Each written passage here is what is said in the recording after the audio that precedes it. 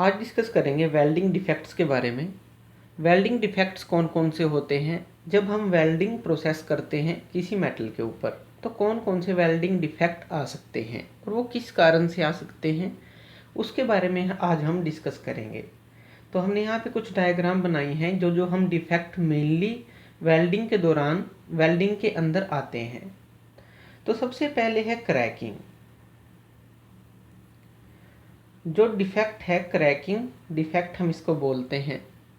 ये जो cracking defect है ये हमारा, अगर हम क्या करें, इनकरेक्ट वेल्डिंग टेक्निक यूज़ करें, इनकरेक्ट वेल्डिंग टेक्निक का हम अगर यूज़ करते हैं तो ये डिफेक्ट आ सकता है।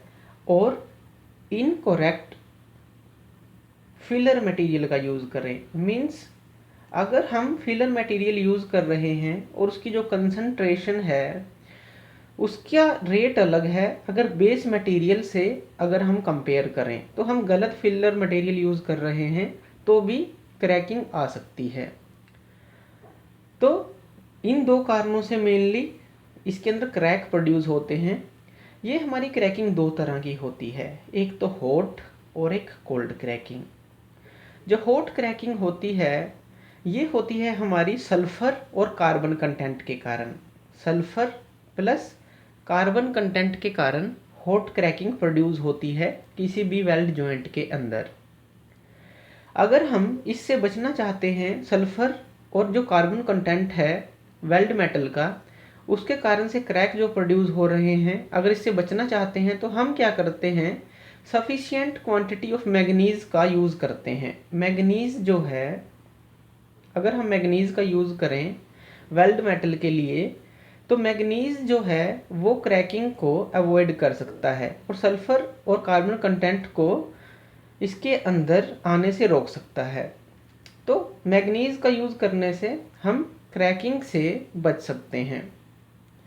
और दूसरा तरीका क्या है, अगर हम इस जो बेस मेटल है, हमारा बेस मेटल कौन सा है जिसके ऊपर हम वेल्डिंग कर रहे हैं, इसको हम प्री हीट कर लें, पहले ही गर्म कर लें, और जहाँ पे हमें वेल्ड करना है उसका एरिया बढ़ जाएगा। जब हम प्री हीट करेंगे थोड़ा एरिया बढ़ जाएगा और फिर इसके ऊपर वेल्ड करें तो भी क्रैकिंग से बचा जा सकता है। तो हॉट क्रैकिंग के ये रीज़न है कि सल्फर और कार्बन कंटेंट के कारण हो सकता है, इनकरेक्ट वेल्डिंग टेक्निक के कारण हो सकता है, इनकरेक्ट फिलर मटेरियल अगर हम यूज़ करें तो हो सकता है। दूसरा है कोल्ड क्रैकिंग। कोल्ड क्रैकिंग कहाँ होती है, जब कोई वेल्ड है, हमने वेल्डिंग किया मेटल को और उसको रूम टेम्परेचर के ऊपर ठंडा करने के लिए छोड़ दिया, लेकिन ठंडा होने के बाद इसके अंदर हमें कुछ क्रैक्स दिखे। ये क्रैक क्यों हुए, क्योंकि इसका जो कूलिंग रेट है वो एकदम से ये ठंडा हो गया, तो इस कारण भी इसके अंदर क्रैक हो सकते हैं। तो इससे हम कैसे बच सकते हैं, अगर हम पहले प्री हीट करें, जैसे हम हॉट क्रैकिंग के अंदर कर रहे थे कि बेस मेटल को पहले हीट कर लें और फिर इसके ऊपर वेल्डिंग करें, प्लस पोस्ट हीट भी करें। पोस्ट हीट मतलब कि जब इसको हमने वेल्ड कर दिया तो हम उसको आहिस्ता आहिस्ता से ठंडा करें। जैसे मान लीजिए इसको एक ऐसे टेम्परेचर में रखें कि ये आहिस्ता आहिस्ता ठंडा हो, उसको बोलते हैं पोस्ट हीट। तो बाद में भी हम इसको आहिस्ता आहिस्ता से ठंडा करें तब हम क्रैकिंग से बच सकते हैं।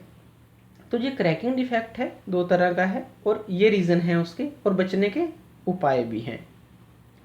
दूसरा है लैक ऑफ फ्यूज़न।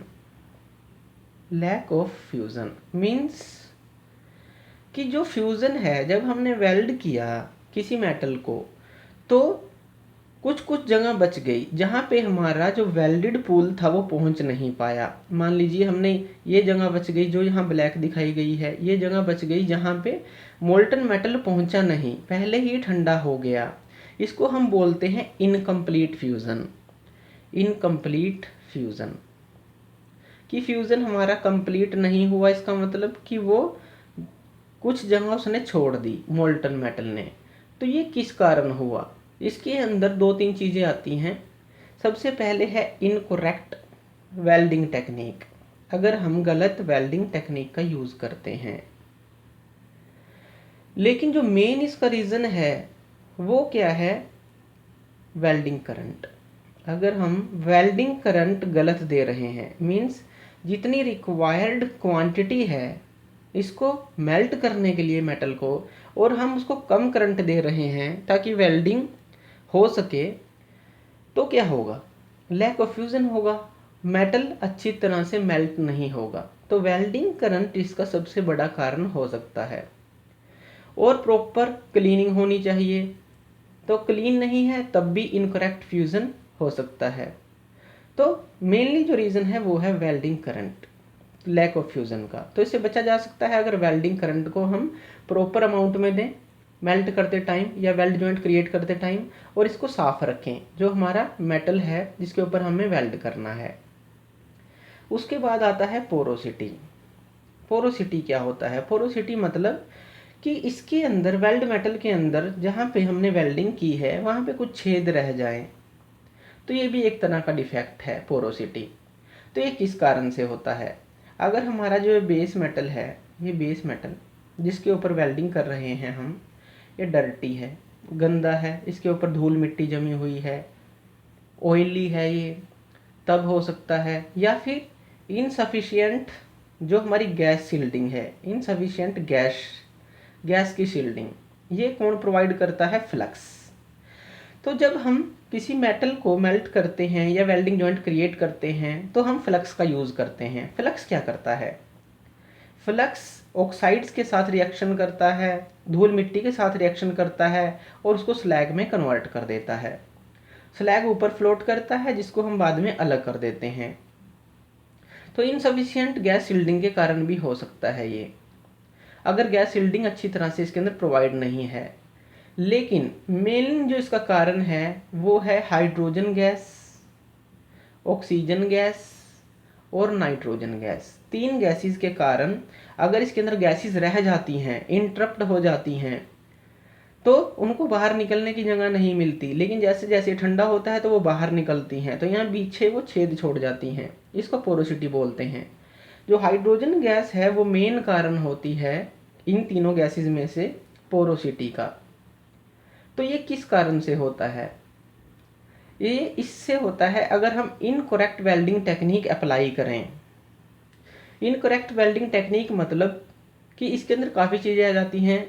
जो स्किल्ड वर्कर है अगर वो वेल्डिंग ना करे, इसके अंदर फ्लक्स हम गलत यूज़ करें या इलेक्ट्रोड गलत यूज़ करें या फिर वेल्डिंग करंट गलत यूज़ करें, तो पोरोसिटी के कई कारण हो सकते हैं।